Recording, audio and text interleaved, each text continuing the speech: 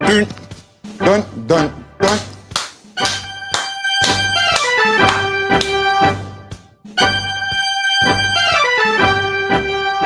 And aloha! Welcome back to the Blue Note Fan Report. This is our first intermission show. I gotta tell you, I am excited. I am happy. Wow. Lance, I'm bringing you right in because I gotta ask you this. You and me have talked about this numerous times. Poroshenko's vision, is that the most underrated part of his game or what? I think people don't respect him as an assist man or as a guy that has good vision of the ice. He tends to know where a lot of guys are. He tends to pick up on that pretty quickly, even if he has to play with guys he's not played at normally. Like, you know, his with Kairu, it's like he knows where he's going to be. Of course, he's played with Shin. Shin knows where he's going to be. He knows where Shin's going to be. And sometimes that takes a lot to get going, but other times guys just pick up on each other and they know where they should be or where they are. So, yeah, it was a pretty good first period. I thought Tarasenko, you could tell he was more comfortable in this game than he was against the Kings. And not that he was uncomfortable, but you can just tell that he's starting to get confident. And once you get confident, things start happening. So hopefully something will start happening for him good. But nice to see Mikkola get that goal. Welcome to the National. Yeah, it's like one of the most overused sayings ever. It's like Gretzky's dad used to say that you're not going to score 100% of the time if you don't shoot or something along those lines. You got to shoot to score. So put the puck on the net smartly, and he did that, and it went in the direction that Dubnyk couldn't make the save. Higher glove side, and the Blues are up 1-0. You miss 100% of the shots you don't take. That's right. And with that, we say to the Gretzky family, our condolences are with you, and to Canada. Because not only did Wayne Gretzky lose a father, the country of Canada lost their hockey dad. That man did so much for hockey in that country. He used his son fame to make that game much better. I got to give him all the credit in the world for that. And I got something else to mention. Someone brought this up to me and I forgot to say it, but it is International Women's Day. And I want to say to each and every one of you women out there, for everything you do, to Lance's wife, to my spouse, to all the women out there and everything that you do, thank you. Thank you for all of it, because this world turns around with both of us, and I appreciate it so much. Great words. I feel the exact same way, and wish everybody a happy day. I know that sometimes women don't feel appreciated, but I think they're appreciated more than they think. So, it's great. I mean, where would men be without their wives, their sisters, their aunts, their grandmothers, their great grandmothers, and their female coworkers. It's great to have a national day like that, where women are looked at, and because a lot of times they don't feel appreciated, but I think for the most part they are appreciated. Yeah, so I get to do a little bit of this. And go like this. For this comment, I had a feeling about Clifford tonight. I mean, he damn near had that first goal on the first shot, and he should. I mean, it was just an unlucky bounce. I mean, Sharks just got lucky they got it, but he should. And then he turns around. That fight was perfect, man. That fight was what them guys needed. I got to hand it to Clifford tonight. He's got something going on. He's got some. I think he can put in a point or two in tonight. Yeah, if he looks very motivated and he's in the game, and he's not known as a scorer, but as we all know, he's got just as many goals as he had all of last year. Spent most of his time, of course, with the Kings, won 2 Stanley Cups with him, 2012 and 2014. Spent a little bit of time in Toronto, where I don't think he was quite used properly, but they found a place for him here, and he's working with the system, and it's working out well for him. Oh, yep, and I got it. You're right, and I got to do this. You ready? I hope you got your ears ready. Happy birthday to you. Happy birthday to you. Happy birthday, Curtis Joseph Shockley. Woohoo! Happy birthday. I'm bleeding blue with you, baby. Happy birthday, Curtis. Sorry to assault your ears there, Lance. That's all right. All right. No, good game, good period. I like what I saw. I love seeing Vladi's vision tonight. He was in the right spot he saw Mikkola. You can see him. He's got his head down looking, and he does this. And as soon as he sees Mikkola, the puck's gone. He doesn't look back down at the puck. He knows what he's doing. And, go back to game 7. The goal, when I knew we won it, was the Shin goal. And that was all Tereshchenko. Down the left-hand side, Bruins all over him. He saw or felt Shin coming and put that puck on Shin's tape from the corner. Yeah, and that's something that cannot be taught. You either have it or you don't have it. It's something you can maybe work on and get better at, but that's just something that's a natural instinct. And you can go back years, even when Vlad was playing in Russia, he had that instinct to know where the guys are around the ice, which, you know what that tells me? That tells me he's not just a player, he's a student of the game.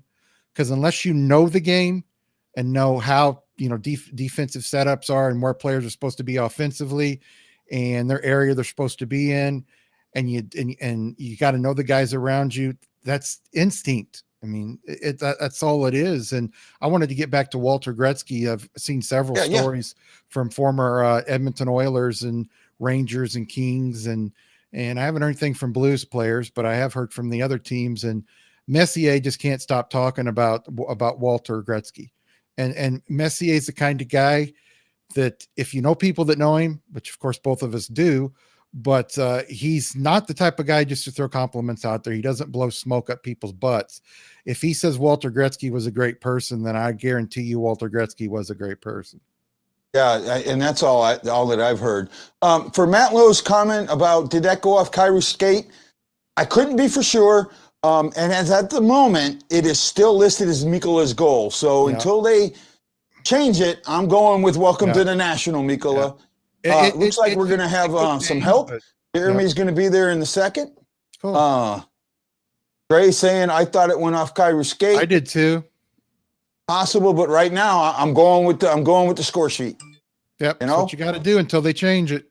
Yep, it'll still be Vladi's point though, and that's huge. Yep. Vladi getting a point in his second game is huge, absolutely huge. I don't think there's a bucket big enough. I'm not sure what that means there. I'm trying to figure that out too, Sam. You want to expound on that? You want to expand on that, buddy? Either way, props to Nico, and I thought he looked like a lefty Parayko. Good point. Yeah. Good point. Yeah. That's to get a little to carry my tune. Okay. I've said and you were right there, Lance. O'Reilly said something about him. ROR was one of Wayne Gretzky's tourneys. And he talked about that the other day. Yeah, I did remember hearing something about that. Yeah.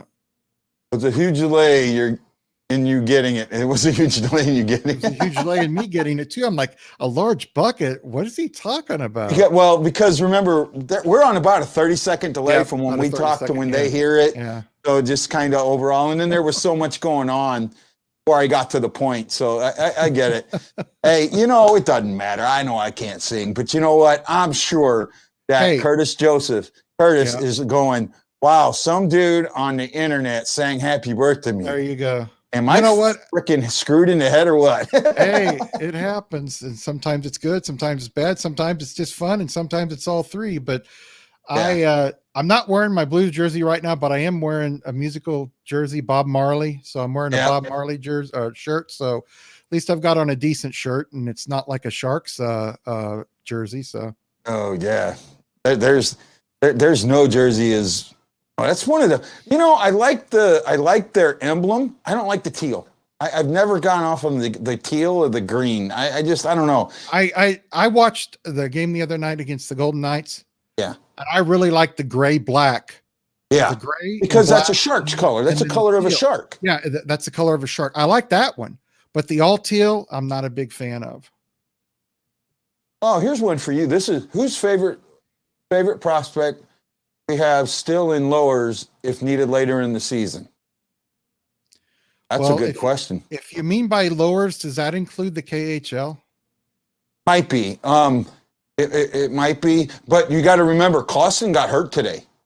Yeah, he did, but they're not sure how long he's going to be out. And I think if there's it, that's my top prospect besides Hofer, the Mhm. goalie, and then Ellis, I think would be third. The two goalies are second and third.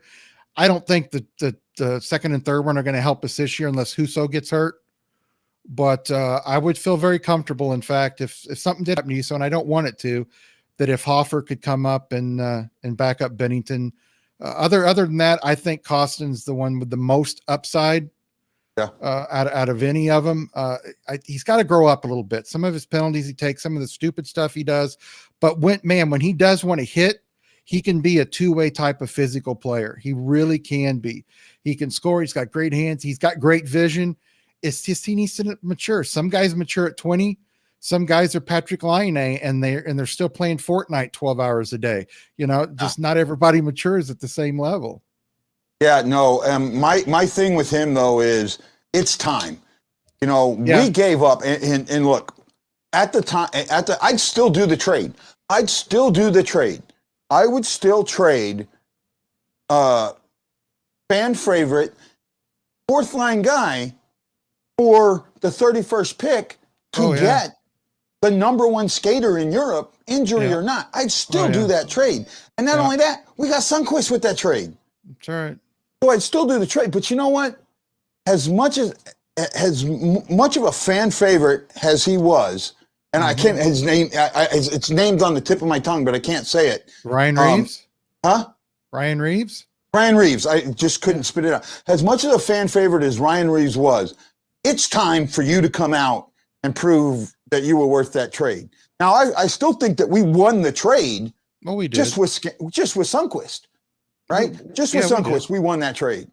Yeah, an even up trade. Yeah, right? And a lot of people were upset when Pittsburgh traded Ryan Reeves to the Knights. I think it's worked out well for him. The money he's making there, he's not going to make that in most other places as an enforcer fourth line guy. Ryan Reeves, in my mind right now, I don't think he's really overpaid, but if he might be overpaid for a fourth line guy, but there's that intimidation factor that the Golden Knights have. And I thought Pittsburgh was stupid, because he did protect. If you watch in those games, people didn't take as many liberties against Sidney Crosby that they didn't. So, hey, Mike Dante says Jake Neighbors made it tough on the coaches. Yeah, but he still needs some seasoning. I still think he needs some seasoning. He does. I'm not anointing Husso that yet, buddy. I mean, he's playing good, but he still makes a lot of rookie mistakes. So it scares me a little bit. Well, you've got to look at it this way. Jordan Bennington wasn't a rookie. He was a 26, 27-year-old guy that had been in the AHL back and forth for a long time. Yeah. So even years of AHL experience is good, compared to a 20-year-old, 21-year-old guy coming in 22 and having to be a backup. It's a little bit different. Jordan Bennington had played more professional style games than Ville Husso has. Yeah, I'm with that. Now, I know the Yorks have a very special connection to Mr. Reeves, so they're never going to agree with getting rid of him. And that's why, I'm with you, and I understand that. Let him be overpaid. He's an energy guy, and sometimes that doesn't. Sometimes people don't understand the importance of an energy guy like that. He's an energy guy, and then he fights now and again. And things about Reeves is, and I love the fact that the Yorks like him, and I like Ryan Reeves too. I do miss him. But the thing about it is he's not worth more than he's not worth $3.7 million like he's getting paid. He's not worth that. And if you pay him that, guys, you can't afford Bennington. If you pay him that, guys, you definitely wouldn't have been able to afford Krug. You definitely wouldn't have been able to bring Pietrangelo back. You probably definitely wouldn't have been able to sign some of these up and coming guys that you're going to have to sign. So I'm fine with Ryan Reese going. Do I miss him? Yeah, he's a great personality, a great guy for the locker room, a great guy on the ice, a little intimidation factor, but I wish him the best. But I think the Blues made the right decision. Yep. So this is they missed Tage Thompson. Tage is doing nothing in Buffalo. Nothing. You know, I was a little surprised and shocked that they gave him up on him so quick, but now I understand why. So not there. Tage kind of reminded me of Sanford. Yeah, but Sanford is much better upside than that. Dante here, we don't make the Reeves trade. There's no cup today. I will probably agree with that. That is true. Right? I'll agree with that. And I know I'm not going to get to all your comments, guys, because we don't have a lot of time yet. Yeah, we traded away good prospects. Thompson's career ruined by Buffalo, and Boak is doing good. I haven't heard what Dominic Boak is doing Dominic Boak is doing pretty good. He's looking pretty good. Is he up now? No, or is he still in the AHL? He's still in the AHL. Yeah, see? Yeah. Don't like the Golden Knight helmets? Yeah, nope. Brad, you have told me that, and I agree with you. Here's the thing. I want to see them gold, but just painted gold, not that bright gold. If it was painted gold, kind of like the gold in the blue stuff you have in the background, I'd have no problem with that. That bright gold is just ugly. Yeah, it's hard on the eyes. I get you. But for ROR, see ya. Reeves is worth everything, in my opinion. I get that. So, hey, we're just about out of time. And guys don't know what key to hit. But that was actually pretty good. That one came on time. So, hey, guys. Hey, don't forget, if you want that bonus point, go read the Tarasenko article and make a comment. Go read it. I can't wait to see you guys on the next Intermission Report. I'm going to have another guest. We got, we got my buddy coming back. We got Lance Jeremy coming back. Jeremy's coming. And we will see you all. I love each and every one of you. Let's go Blues! Let's go Blues!